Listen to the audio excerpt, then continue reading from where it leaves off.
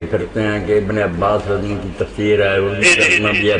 اور عربی میں بھی چھپی ہوئی ہے تنویر المقباس اصلی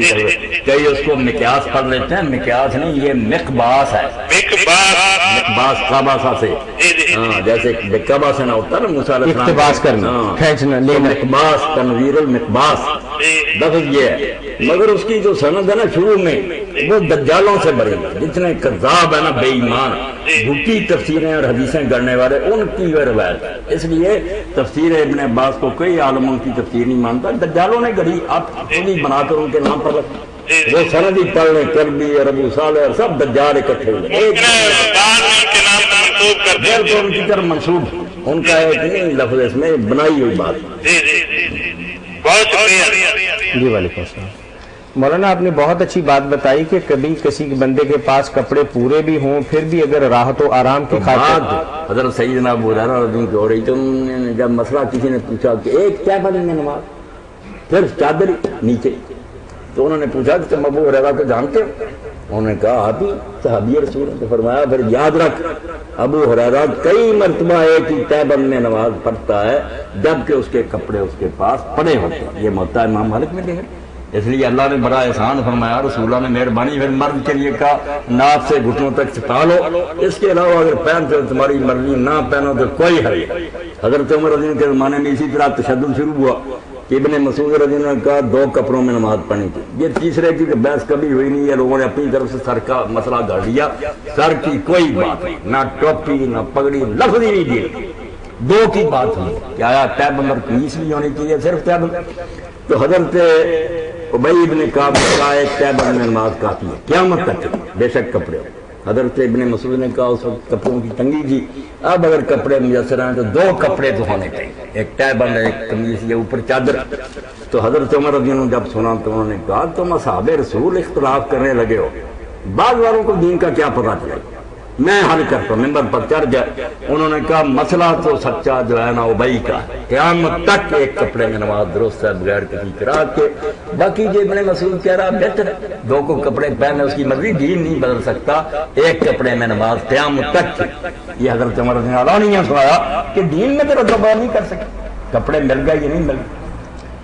مرد کے لیے ناف کے نیچے سے لے کر گھٹنوں تک۔ جی السلام علیکم۔ جی مولانا بعض علماء کرام خضوع زینتکم عند کل مسجد اس آیت کو دلیل بنا کر تشدد کرتے ہیں کہ صاف ستھرے اور اچھے کپڑے پہن کر مسجد کے اندر آنا چاہیے، یہ دھوتی اور بنیان پہن کر بے شک دیہاتی حلقے کے اندر ہوں یہ جائز نہیں ہے، یہ مناسب یہی بات قرآن مجید کی آیت سے استدلال کرتے ہیں خضوع زینتکم عند کل مسجد، ہر مسجد کے وقت ہر نماز کے وقت زینت اختیار کریں۔ اب زینت اختیار کرنا تو عید والا جوڑا ہر مولوی کو چاہیے نا لٹکا کر رکھے، جب نماز کا وقت آئے کوئی مزدور عام کپڑوں میں نماز نہ پڑھے نہ کوئی دیہاتی پڑھے، ایک سوٹ لٹکتا ہو، زینت تو وہ ہے نا پھر 2 عید کے دن ہم پہنتے ہیں یا پگڑی، زینت کیوں غلط طرز میں کرتے ہو، زینت وغیرہ کی کوئی بات نہیں، زینت یہاں ناف سے لے کر گھٹنوں تک چھپانے کو، ننگے طواف کرتے تھے لوگ، آیت کیوں آئی؟ السلام علیکم۔ وعلیکم السلام نہیں ہے جو تم کرتے ہو۔ جی فتاوی آن لائن جی مولانا ہے جی لائن پر ہی ہیں، تو میں بات کر سکتی ہوں؟ آپ کر تو رہی ہیں بات ان سے، بات وقت ہر جوڑا یہ اگلے اتوار آپ اگلے اتوار ہمارا ریکارڈڈ پروگرام دیکھ سکیں گی، سن سکیں گی۔ اچھا آج صرف بات کر سکتی ہوں؟ ہاں کر سکتی ہیں۔ تو میں 10 منٹ بعد کی تفصیل سے آپ کو بتاتا ہوں، ٹھیک ہے؟ اللہ رحم جی۔ تو یہاں زینت جس کو کہا نا کہ اللہ تعالیٰ کہتا ہے اللہ نے لباس تمہارے، وہاں لباس کو زینت کہا، یہ سوٹ وغیرہ اچھے بڑے کی بات نہیں، خود زینت کو کہتے تھے ننگا طواف کرتے، اور بہانہ یہ بنا بلد جڑی دیکھو ایسی بدماشی اور اس پر لیبل لگا دیا کہ یہ لباس اللہ کے سامنے ننگ درنگ آنا چاہیے، یہ لباس تو زینت ہے، خام خواہ کا فیشن ہے کپڑے پا کر اللہ کی بارگاہ ننگے مرد عورتیں طواف، اتنی بے حیائی پھیل گئی، تو اللہ نے فرمایا اللہ نے لباس تمہارے لیے زینت اتارا، سورہ اعراف پڑھ لیں، اس کا حکم ہوا کہ ننگے نہ مسجد میں آیا کرو لباس پہن کر، وہاں زینت وغیرہ سجاوٹ وغیرہ کی باتیں نہیں، سطر ڈانپنے کے معنی، سطر ڈانپنے، ورنہ تو سارا دین خراب ہو جائے گا، ہر آدمی کو نئے کپڑے رکھنے پڑیں گے وہ بھی خوشبو والے معطر، زینت تو تب بنے گی زینت کی بات سجاوٹ کی نہیں، جو لباس کوئی وہ نامراد سمجھے، یہ تو زینت کی بات۔ ہم طواف کعبہ کریں دنیاوی لباس پہن کر، ننگ کر ہمیں جانا چاہیے، جس طرح ماں کے پیٹ سے پہلے اللہ نے کہا شیطان نے تمہاری کیسی مت مار دی۔ یہ لباس اگر زینت ہے پڑھ لیں، یا بنی آدم انزل اللہ علیکم لباسا زینۃ، تو یہ زینت اور ننگے ہونے کا رب کیا کہ ایسا نہ کیا کرو جب نماز کا وقت ہے، لباس زینت۔ باقی وہ کتنا ہے وہ دین نے بتا دیا کہ مرد کے لیے ناک سے گھٹنوں تک ہے، عورت کے لیے منہ، ہاتھ اور پاؤں کی چھت کے علاوہ پورا بدن۔ چلو جزاکم اللہ خیر مولانا، چونکہ ربیع الاول کا مہینہ 2-4 دن بعد آنے والا ماہ مبارک کرے، تو بالکل اس ماہ مبارک کے حوالے سے بعض عام لوگ نبی کریم صلی اللہ علیہ وسلم کے ساتھ بے پناہ عقیدت اور محبت رکھتے ہیں، لیکن بعض لوگ السلام علیکم،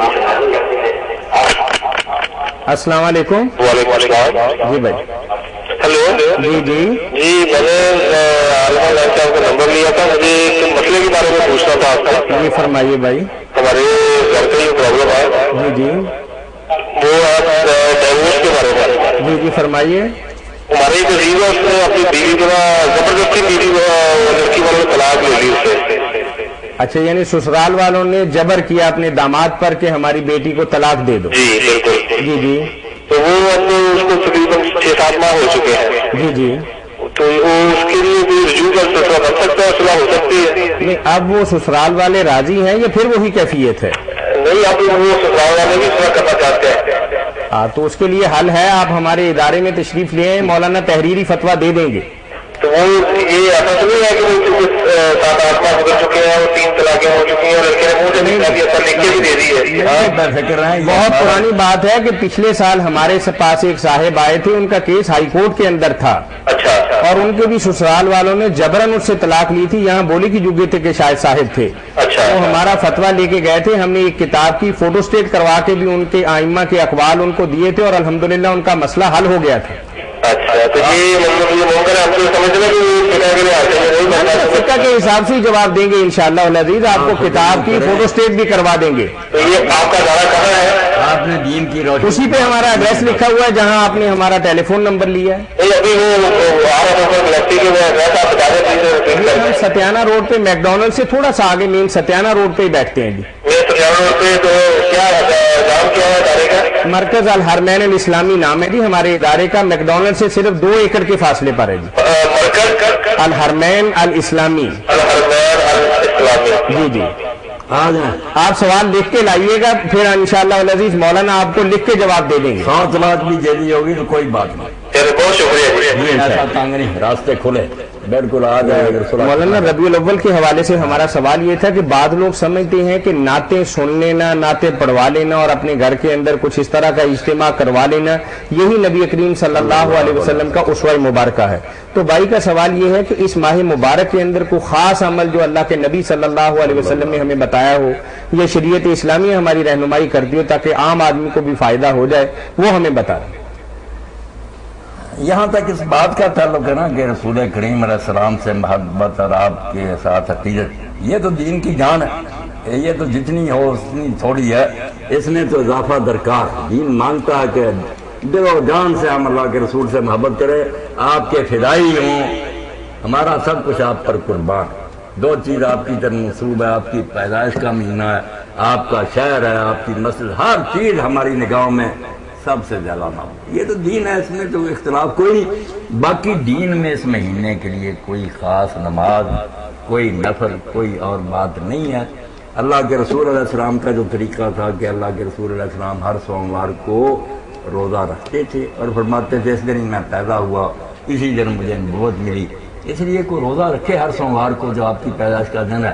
اب ربیع الاول تو جو ہے نا، اگر کوئی علمی بات کرے تو ربیع الاول کا ہمارے پاس ثبوت نہیں کہ آپ اس میں پیدا ہو، سچی بات ہے، صرف اس لیے کہ ہم مشہور بات کو لے لیتے ہیں کہ ہے دل خوش کرنے کے لیے، ورنہ اگر کوئی مطالبہ کرے تو کوئی اس کا تاریخی ثبوت ہے سوموار کے دن کا پکا صحیح